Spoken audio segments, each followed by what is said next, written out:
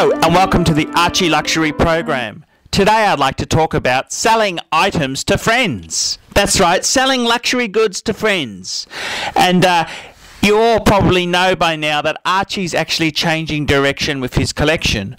Archie wants to get rid of some of the pieces that he's, I wouldn't say he hates, but he's kind of, you know, he wants to get some higher quality watches and he wants to sell some of the more mediocre pieces off. And, you know, it's just always good to have a change. And so anyhow, you know, Archie's put a few feelers out. He's given a bit of stock to a friend, Ronnie from Brisbane Vintage Watches, who also owns Sydney Vintage Watches.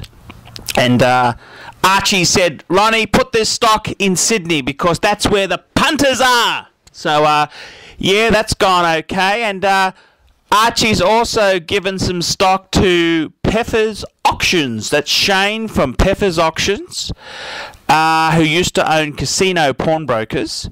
And he's put some stuff into some auctions that are coming up. Archie's given him some diamonds. He's given him some watches. The Rolex Explorer 2, ladies Datejust, Rolex, a Omega Speedy. He's going to give him a Cartier Panther and a 1.01 carat VS stone, a 0.71 diamond pendant in a white gold setting, which is a VVS 2. Just some really nice shit. And yeah, we'll see how it goes. But, you know, one thing that's very interesting is that, you know, a few friends have come forward. Well, I thought they were friends, you know, and they've come forward and said, oh, how much do you want for this? What are you selling? And I had one guy who was, you know, who was a really, you know, I like the guy. And I said, oh, yeah, I'm actually thinking of selling some LV pieces. And I know he's got a soft tooth for hard case, Louis Vuitton hard case. And I said, look, I want to keep the monogram. And he hates monograms, so that works out well. And I said, oh yeah, I've got a few non-monogram pieces. I've got a tiger green Elsa suitcase. I've got a tiger green President briefcase, a tiger green Diplomat briefcase, and I've also got a burgundy tiger Diplomat briefcase. And I've got a few other odds and ends. And I said, but that's the sort of pieces. And he said to me, oh, how much did you want? So I've had a look at my my spreadsheet, and I said, oh, look, you know, I said to him, look, you can have them. I'll sell them to you at a good price. For example, the Elsa tiger green Elsa, that fucker cost me $22.50 US, which worked out to be about 2,500 Australian, plus the shipping was $200, so that makes it 2,700. Plus, it needed some keys. It needed 2 keys from LV, which were $140 each. So what's that? That's $3,000. $3,000, say, right? So I said, look, you can have it for $3,000. And I then said, look, the President, well, I said, the President's in nice nick. It's had the interior redone by Louis Vuitton. That was $375. I said, 2.5 for that. And I said, the burgundy Diplomat, I said, that's a Minter. I said, you can have that for 2.5. He's come back to me and said, oh, he thought they were a bit expensive. Bit fucking expensive. I texted him back and said, if those prices are too dear, I suggest you try Kmart or Target.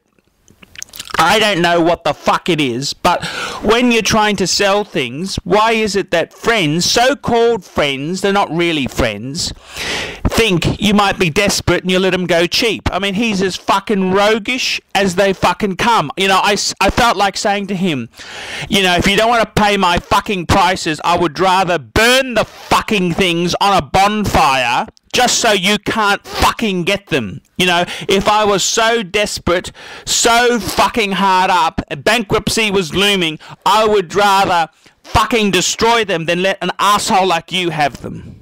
And this is the thing, you know, when it comes to selling luxury goods, these so-called friends, they're all hunting around like a shark at a fucking Queensland beach. You know, they're like a fucking shark at an Australian beach. You know, they're looking for blood. They're looking for a bargain. They're just absolute fuckers.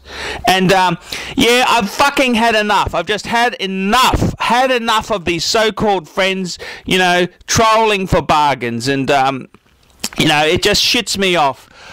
What I've tried to do is I gave some pieces to Ronnie from Brisbane Vintage Watches. I said, well, here you go. Here's my cost.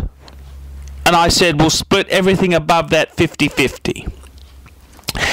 And I said to Shane from Pepper's Auctions, I said the same thing. I said, this is what a fucking thing cost me. I said, I've bought pretty well. I'm Archie, for fuck's sake. You know, I don't make mistakes when I buy. And I said, here we go. Let's flick some of these fuckers off. And I said, you know, I will, if I get my cost price back, I cannot sell below cost. Get cost back, then we split 50-50. And I think that's a good deal. If you sell it at my cost price, you earn nothing. You know, this is life. And anyhow, we'll see how it goes there. But I mean, selling to fucking friends, I tell you one thing for sure, and that's a really experienced salesman. One said to me, Archie, if you're selling to friends or family, always put more margin on, because one, friends or family don't normally shop around terribly much, and two, they're a fucking pain in the ass to deal with. And I can understand those sentiments. That may sound mean, but they're a high maintenance punter. And you got to make sure you're making the margin when you're dealing with high maintenance punters. And this is the whole thing.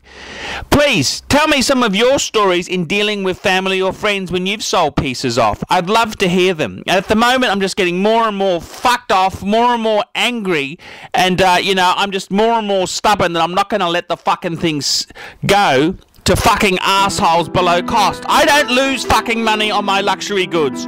I'm Archie Luxury. Tell me what you think.